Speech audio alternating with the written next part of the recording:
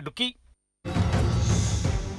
ഒഡീഷയിലെ പുരി ജില്ലയിൽ മനുഷ്യനിൽ പക്ഷിപ്പനി ബാധിച്ചതായി സംശയം. ആരോഗ്യവകുപ്പ് അതീവ ജാഗ്രതയിൽ. രോഗലക്ഷണങ്ങളോടെ ഒരാൾ ചികിത്സയിൽ. ഇയാളുടെ സ്രവം പരിശോധനയ്ക്കായി അയച്ചു.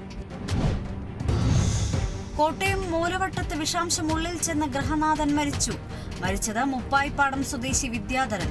ഇയാൾ അരളിയിലയുടെ ജ്യൂസ് കുടിച്ചെന്ന് ബന്ധുക്കൾ പറഞ്ഞു. ആന്തരികാവയവങ്ങളുടെ പരിശോധനാ ഫലം വന്ന ശേഷമേ കാര്യങ്ങൾ വ്യക്തമാകൂ. തൃശൂർ എറവ് സെന്റ് തെരേസാസ് അക്കാദമിയിൽ സംഘടിപ്പിച്ച ചിൽഡ്രൻസ് മിനിസ്ട്രി കലാമത്സരങ്ങൾ സമാപിച്ചു. 16 ഇടവകകൾ ചേർന്ന് നടത്തിയ പരിപാടിയിൽ സെന്റ് ആന്റണീസ് പള്ളി ഓവറോൾ ചാമ്പ്യന്മാരായി. പരിപാടിയുടെ സമാപനം കപ്പൽപ്പള്ളി വികാരി ഫാദർ റോയ് ജോസഫ് വടക്കൻ ഉദ്ഘാടനം ചെയ്തു. ഗുരുവായൂർ ദേവസ്വം പുന്നത്തൂർ ആനക്കോട്ടയിലെ ശിവമഹാവിഷ്ണു ക്ഷേത്രത്തിൽ ഉത്തരം വയ്പ് ചടങ്ങ് നടന്നു. Devaswom chairman doctor KV Vijayan, Devaswom ഭരണസമിതി അംഗങ്ങളായ ഗുരുവായൂർ ക്ഷേത്രം തന്ത്രി ഉൾപ്പെടെയുള്ളവർ ചേർന്നാണ് ചടങ്ങ് നിർവഹിച്ചത്.